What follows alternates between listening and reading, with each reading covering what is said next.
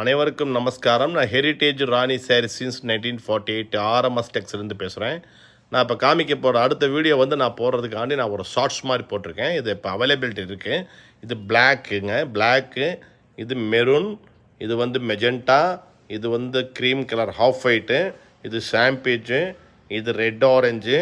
இது நீங்கள் சேரீயாக கூட வியர் பண்ணிக்கலாம், இல்லை டாப்ஸு கட் பண்ணிக்கலாம். இது நேவி ப்ளூ, இது பியூர் ரெட்டு பட்டரக்குன்னு சொல்லுவாங்க, பியூர் ரெட்டு. இது க்ரீன், பாட்டில் க்ரீன்.